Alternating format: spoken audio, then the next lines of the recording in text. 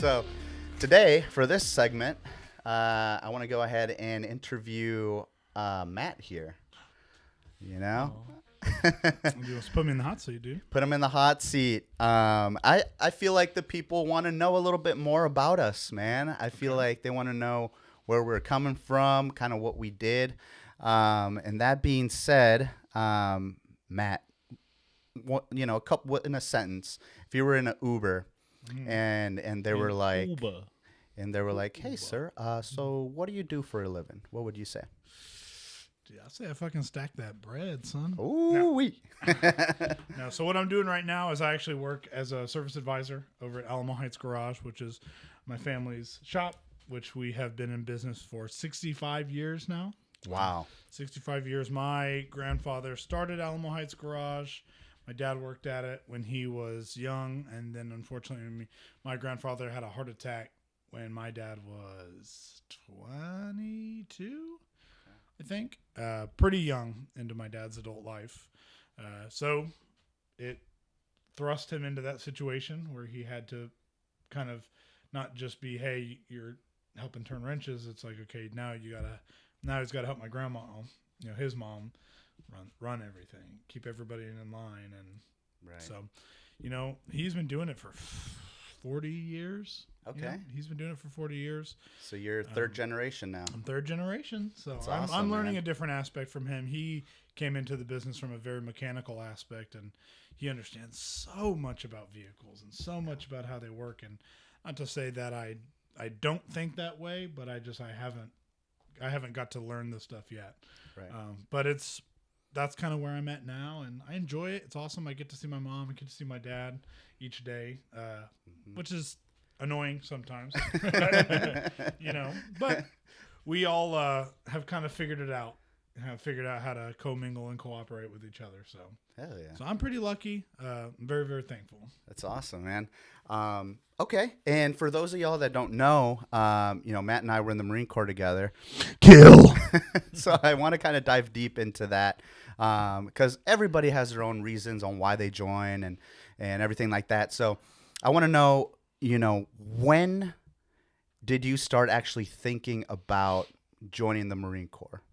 How old were you? What grade? Was it something, Felt like he was born. He knew he wanted to be a body stacker. Yeah, I came out the womb and I was like, I left, right, Leo. Where are my crayons? No, I think. Oh man, that almost came out of my nose there. I'm hungry. I try to think about. I guess I've always liked military-related things. When I was young, there was one year for Christmas I went as a, soldier. So I was just in all camouflage, and I went with my buddy, and we did all the camouflage face paint and everything. And I don't know, it was like after that, I kind of was just like, man, I want to do something. I wasn't sure about what I wanted to do afterward. When I was young, coming up through school, it was like, I didn't want to do the shop at all. Okay. I had to volunteer down there as a kid and through different events. And so I've been around the automotive industry my whole life, but I just was like, I don't know. Again, something new. But it's also probably one of those things. I'm a young kid, and I got a dad who's like, hey, you should find interest in this. And of course, me wanting to be my own person is like, fuck that. Yeah. I'm gonna go figure out something else to do. And then of course, I tell him, hey, I'm gonna go into the Marines, and I was like, you're gonna get blown out. Yeah. I think my dad's like, this is what you want. This is what you want to do. I'm just like, no, man, I don't want to get blown out. Yeah. that was my parents too. They react the same way. Well, the only thing was I started school a year late, so I was always a little older than all the rest of the kids. So it was like when I was a junior, I was already 18. So it was like I came to them when I was a junior, and I was just like, hey, I'm going to sign this next month when I turn 18. I was like, or you guys can be on board. But I was like, I'm doing this. So after I kind of came to them with it that way, my parents were just kind of like, shit. Yeah. So they got he's a man behind now. it, and it was like, I don't know. I've always loved, Shooter, freaking Saving Private Ryan, all those movies and all that kind of stuff is just, it's always gravitated my attention, even as a kid. So it was like, it just felt like that's what I wanted to do. And that's what I showed interest in. Yeah. So, and of course, when you're looking at what you want to join, it's like, am I going to join the fucking toughest one so that way I can come back and be like, yeah, fuck y'all. I did it. Motherfuckers. Yeah, that's kind of like the question that I had because, growing up in Southern California, my dad is a Marine, grandpa Marine. Just growing up like in San Diego, you're surrounded by Marines. And so like my question for you was like, what made you out here, it's like Army and Air Force everywhere. So like what made you choose the Marines, other than what you're surrounded by Army Air Force? Yeah. And it's funny because there was a guy I used to go to my church with. His name was Tony Ballinger. Super, super great guy. But he was pretty high up in the Air Force. So when I got kind of toward the end where I was like, hey, I've already like committed. I've already signed. I want to go into the Marines because it's the hardest. He was like, hey, so I'm just letting you know, like, if you go into the Air Force, it's like, dude, I can get you stationed where you want. And it's like I can kind of help you get the job you're looking for as long as you apply. As long as your ASVAB score. And it was like I wasn't fucking just knuckle dragging, so I could do most jobs. Anyway, so he was like, I can kind of put you where you want or give you wherever you want to go. And I was like, fuck that, I'm gonna be a fucking warrior. Yeah. So, anyways, I came back from boot camp and I ran into him and I was like, shit. What's up? No, I think I ran into him like 3 years in. And he was like, hey, you still loving it? And I was like, fuck no, sometimes. Like, I do sometimes, but there's other times I'm just like, oh, fucking, if killing yourself wasn't illegal, dude. So what would you say when can't talk today, golly. What G. was golly gee Willikers.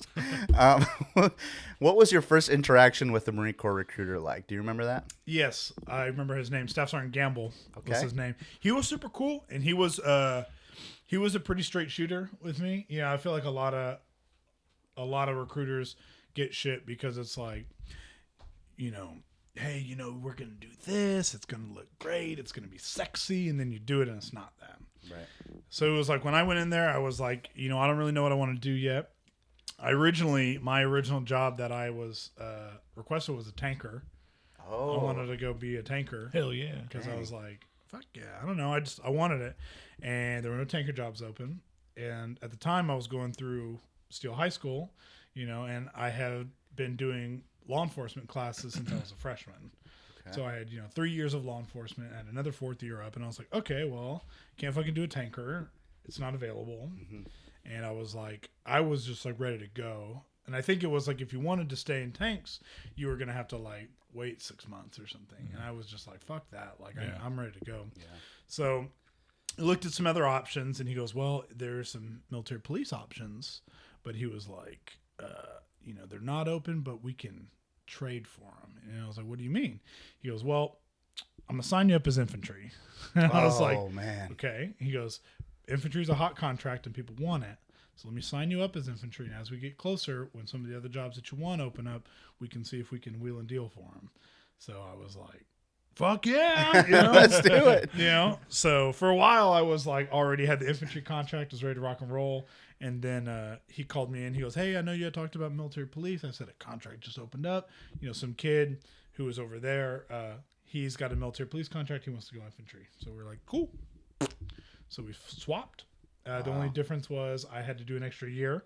Okay. Because the infantry contract was 4 years and the MP contract was 5 years. Mm-hmm. So after that, Gamble was really good. I mean, he was like, God, dude, you're going to fucking hate it, but you're going to look fucking good. Girls going to want to fuck you. You get a free Mustang? Yeah, fuck it. Yeah. Yeah, pretty much. With that 18% APR, dude? Yeah. Downtown Oceanside, man, I got to know a place, man. I know a place. I know a place you can get some rims, dude. Yeah. He was good. And then he PCS'd before I left, and I got this other staff sergeant. He was okay. He was all right. I think he ended up marrying one of the females that he was trying to send off. Oh, no way. Yeah, like he was like, I'm going to make you a Marine. And then he was like, fuck, I'm going to make you my wife. Yeah, dude, it's crazy how often that happens. Yeah, man, it happens. It happens. I mean, we're all human, right? Yeah, we all just have body parts.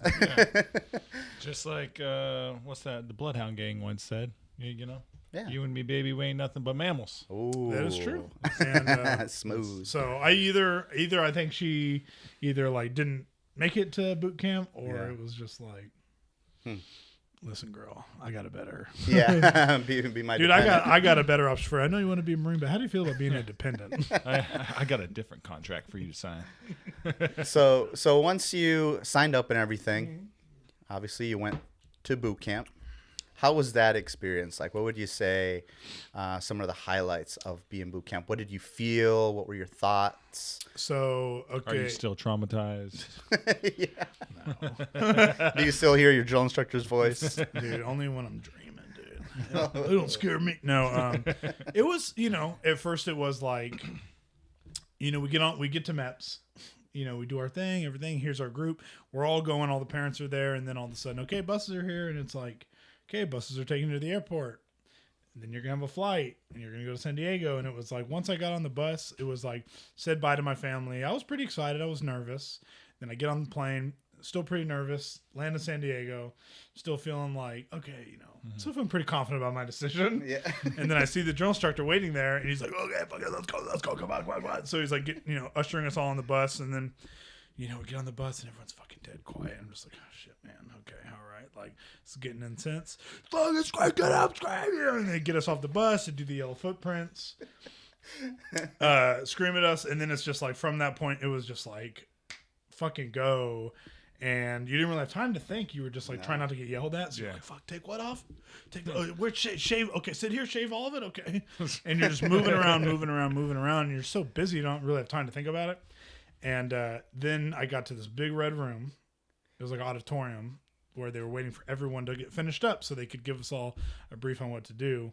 And it was like, once I got to that room and it was like, it got quiet and I was by myself and I was like, I had time to think. I was like, I think I fucked up. I was like fucking fresh shaved. I'm sitting in this room. I got nobody I know around me. I was like, I've never fucking been to California. And I'm like in San Diego and I was just like, fuck. You just want to get back on that bus and go back. I just back. was like, holy shit. So that was probably the only time that I felt super overwhelmed and just like, oh man, I think I fucked up. But then we went to receiving, where we were in receiving for like a week maybe.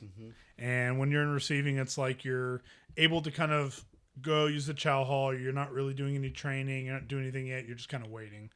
And, the instructors aren't terrible to you. And then you get to meet your instructors. And then you get Black Friday, which is that first Friday when you meet them. And they just fucking wreck your life and destroy everything, throw everything everywhere. How was the rest of the process after that? Going through phase 1, phase 2, and phase 3. Would you say you could see yourself changing in a way? Kind of how you carried yourself, or? I would say it was like phase 1, I was like, didn't really know what to do, but was just trying not to get fucking yelled at. Yeah. Just learning the whole system. Yeah, I was just like, what do I need to do to not get fucking screamed at? And I'll do that. So I kind of was doing that for a little while. And then, I was good. I was good for probably the first like 3 or 4 weeks. Like nobody knew who I was. Fucking blend into the background. GP? And yeah, dude. I was fucking GP hero. And then at one point, the senior drill instructor comes sprinting from behind me, and we're in formation in the squad bay. So I can't fucking move. So he's like, gets up in my ear, fucking move! Oh shit! So I dive out of the way, and all of a sudden it was like, who the fuck is this fat piece of trash? And then all of a sudden it was like, all my drill instructors were like, ding! And I was on the radar. No. Oh yeah. And then it became Fat Pundt, and they just came and they came after me. But, my God. you were in good shape by then. I was. I was just bigger than everybody else. Oh, I was just kind of taller, a little bit. I'm just a white person, but it was fine. It was like in the first phase, I felt like I was, I don't know. Again, you're just trying to not get fucking yelled at. You're not trying to make waves, and then I fucking started making waves, and it was like, no, fuck, I'm already here. So nothing you can do. Yeah, then we got to phase 2, and things were better, and it was like there was more stuff that I was responsible for, so I felt like I had more stuff to do. But of course, when you're in phase 2, you're learning how to shoot and you're learning all that stuff. And the drill instructors are not fucking with you near as much when you have a rifle in your hand. Yeah. So, they'll kind of keep that at bay. The shooting was fun. And then toward phase 3, it was like, you can feel like I've done it. I've completed it. You're almost there. Even the drill instructors, as they're trying to just like, fucking get out, push up, set up, they're trying to smoke you. It's like, as you kind of laugh and you're kind of smiling because you're like, dude, I'm fucking almost out of here, dude. Yeah. Counting down the days. So it was good. It was a crazy process the whole way through. And then I do remember the family day process being one of the best days ever, because it was like, you didn't get to see your family for 3 months, and getting to coordinate with letters. It's like, it's kind of cool. Oh yeah. And I talked to one of my buddy, his name's Sunshine. He's in the Air Force. His name's Ian. Okay. We call him Sunshine, but he was in the Air Force, and it's like, I remember when he was going through basic, his girl was talking about like, yeah, I'm going to go down and go see him on the weekend. Oh, he doesn't get to text me Monday through Friday because he did training. And of course I'm a little jealous, but it's like, it's cool that he can have that. It's cool that they get to see each other. Mm-hmm. But it was like, it was nice to just like write letters, because it I don't know, it left a little bit more there to yearn for or want for at the end of it. Yeah, I think I wrote to Alyssa and my parents a lot, and Alyssa still has some of those letters saved up. Dude, it's so, like, some of them are funny. The first one was like, fuck this. Fuck, I'm depressed. I miss you. Where are you? Yeah. And I'm so sorry. So after boot camp, you go ahead, you hit the fleet. Well, no, before you hit the fleet, you go straight to MCT. That's right. You get to learn how to be a damn infantryman. Marine combat training. I thought MCT was super. We were in the same squad bay too. Yeah, we were. Third platoon? That's right, baby. Third platoon, baby. Third platoon, yeah. I liked MCT. I thought it was fun. The only thing is, I remember at the end of it, when you do like those 10 straight days of like, you're hiking or doing shit or whatever, but it's like, you don't get to shower. You got a fucking baby wipe or whatever. Mm-hmm. But I just remember we finished that 10th day, we did our hike, and we got like, we did our hike all the way back to the barracks, which was like fucking 10 miles already. And then we get to the barracks, and of course, as soon as you see it, you're like, fucking done. And they're just like right past us. Psych. Yeah, they'll just Go keep for marching another. you for like another mile just to be like, yeah, fuck you. Because everyone's like, yeah, everyone's spirits getting up. People start yelling a little louder, and then you just fucking walk right past the barracks and just keep going, and everyone's like, oh. So I remember that. I remember hating that, and then getting back, and I remember showering, and my toes were like webbed together with like slime and just like gunk. Yeah. Felt like I was like, had like the little the fish feet. Yeah. Fish feet, dude? Fish don't have feet. Yeah, but the web duck the feet? web feeding. Duck feet. Yeah, water animal feeding.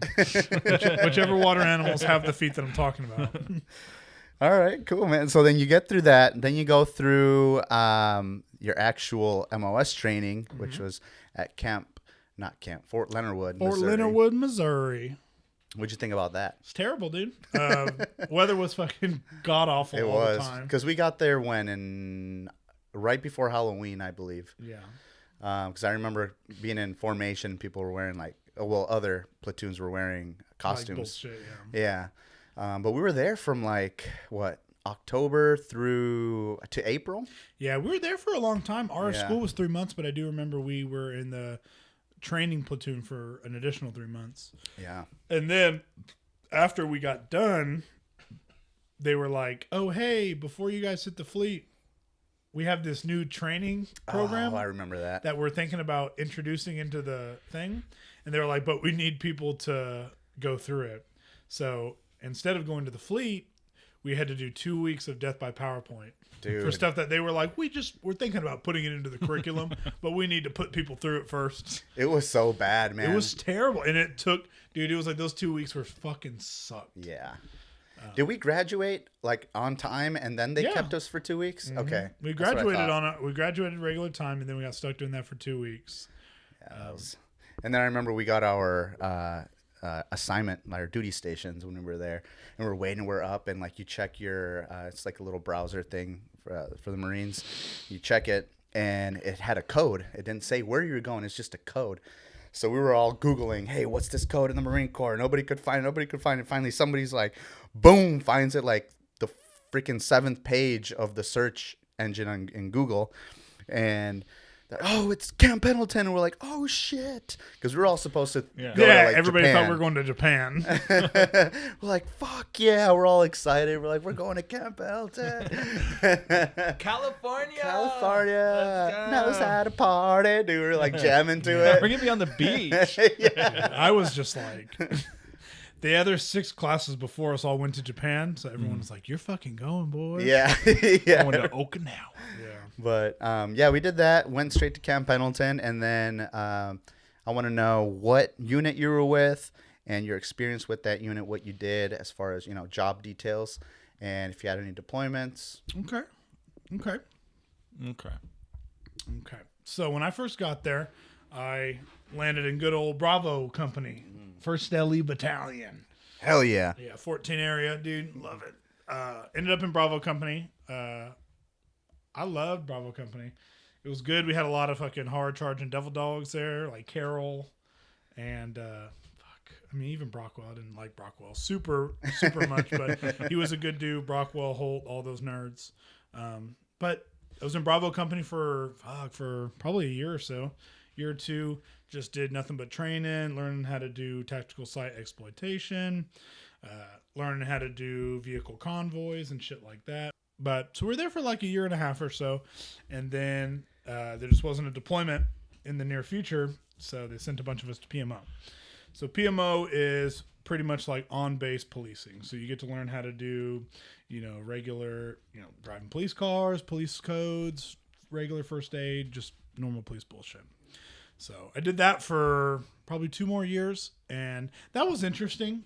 Mm-hmm. You definitely ran into a lot of shit. We ran into staff sergeant who was running a meth lab, like on base. We ran into gunnery sergeant who was recruiting like new Marines that would get there into his like biker club, like off base. Dang. Like it's some like sergeant major was like, yeah, these like lance corporals and shit would get there, and he would like get them kind of groomed, and they would get motorcycles, and they would end up fucking in this gang. Yeah. Damn. I remember hearing about that actually. I remember that one. I remember we busted a bunch of people doing coke. I don't know. They just ran into a bunch of wild shit. You think like, being already, in the military and everything, you wouldn't see stuff like that. You'd be surprised how much shit you see going through those gates and on base. Like anything and everything you find in regular civilian, outside in the civilian world, you'll find it for the most part on base too. Well, and it was crazy because Camp Pendleton, the main gate was like right off the 5 highway, and people would just get off it and think it's a fucking gas station or something. So it's like you're sitting there like fucking shotgun across your chest, and they're like pull up and they're like, "Is this the 5?" And you're like, "Fuck no!" Like, let me see your license. Don't have a license. Oh fuck. Well, here we go. Yeah. So it's like ran into a lot of stuff with that. Ran into just regular bullshit, man. Just regular bullshit, and it was a different time, I guess, in my life. It was stressful. But it was okay.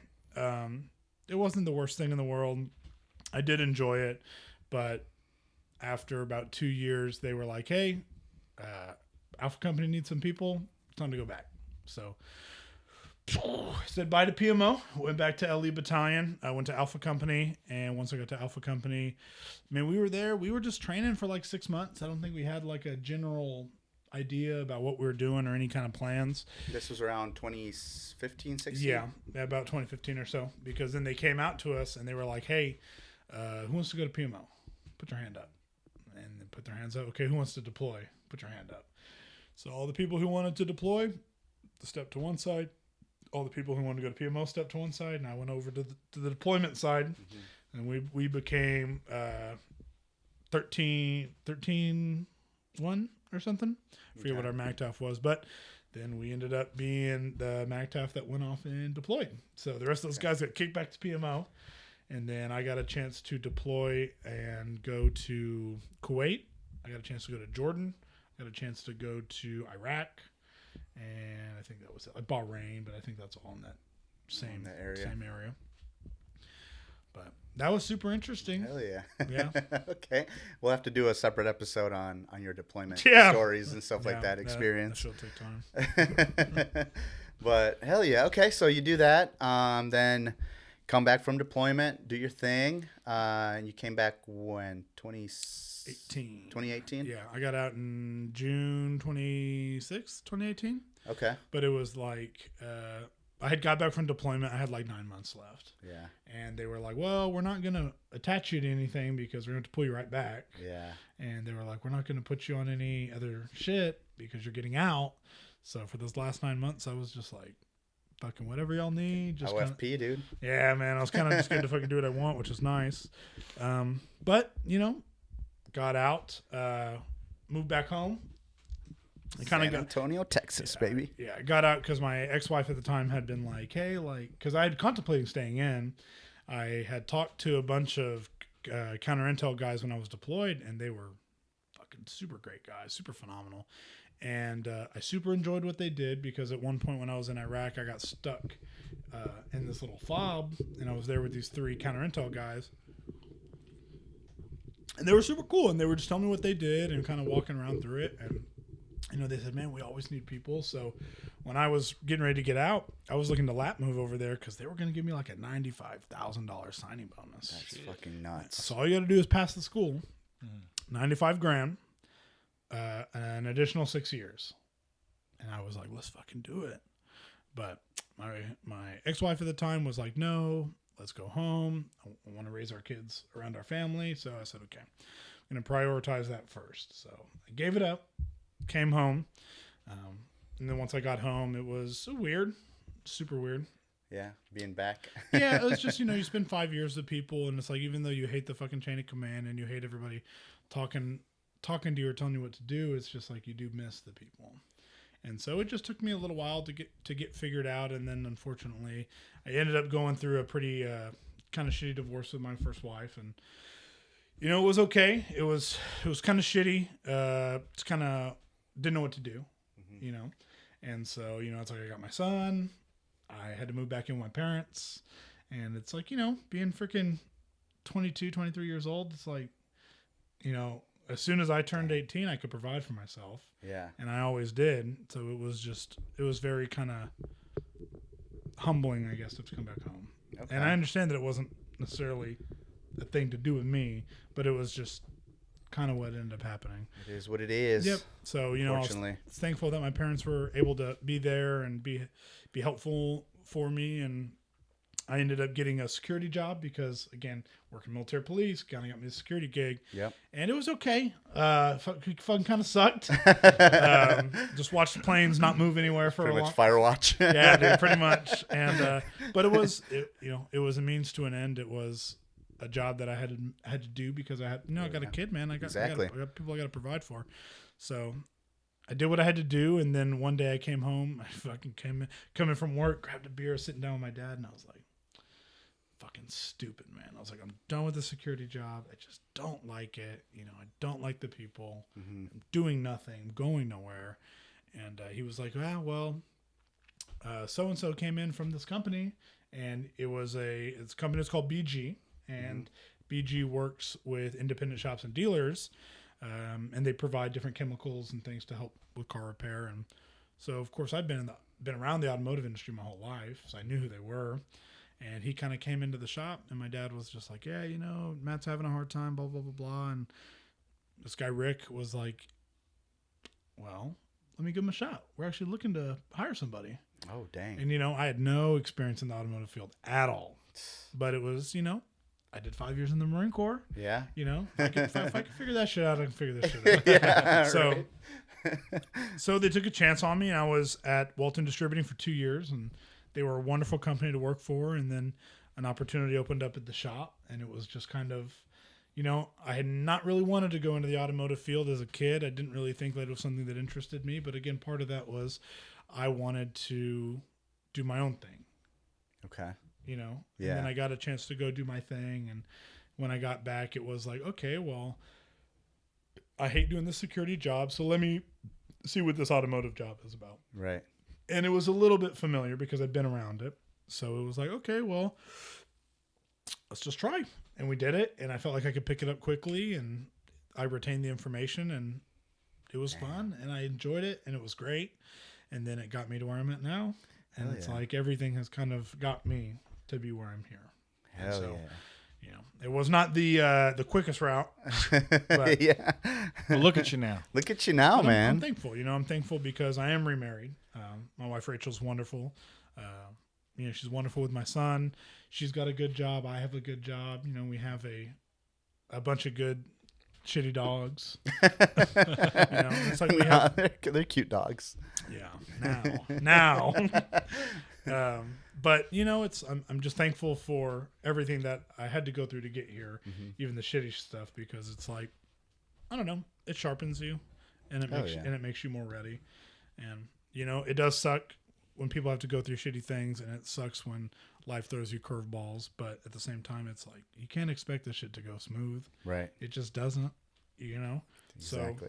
So whenever I get a curveball thrown at me, I just try to be like, all right, well, it wasn't as bad as it could have been. You know? Yeah, that's true. It's a good mentality to have. You can't be pissed off when like things don't go the way you want it to, because that's not how the world works. Right. You know, the world is chaotic. Yeah. It's a cold world. Bundle up. Hell yeah, man. Well, ladies and gentlemen, that is Mr. Matthew Pundt here, co-host of the Triple Overtime podcast. That's amazing, man. Your story is just, you know, Inspiring. Shut up. For sure, man. You know, there's plenty of kids out there nowadays that are probably, you know, going through similar stuff, whether it's, you know, before the military, during the military, or, you know, after the military, trying to adjust to normal life. So There are children watching this podcast. They think, I want to be like that guy. Dude, all I'll say to all of y'all, dude, say, bend, don't break. You know what I'm saying? Oh, okay. That's Bend, what- don't break. we used to have this coach that used to always tell us that, you know, and it's like, you know, if the world bends you, it's okay. It happens, you know, it puts stress and pressure on you, but just don't break, you know? And then there used to be another saying, you know, anybody can take anything for a little while, you know? Okay. Anybody can take anything for a little while. So when you're going through it, just understand it's not going to be forever, and you only have to deal with it for a little while. Damn. Just deal with it, dude. Hell yeah. You know, not to say, hey, fuck, shut up, stop being a pussy. Yeah. But it's just, you know, you're going to be okay. Okay. I like it, man. Well, thank you for doing this interview, Matt. And if y'all have any questions for Matt, go ahead, put it in the comments. We'll get through them, and maybe just do a little Q&A. Yeah, dude, not video my or social something. security number. You're not getting that shit. Or a shoe size, maybe a shoe size. But anyways, well, that concludes this segment for this week. Thank y'all for watching. Stay tuned for the next one.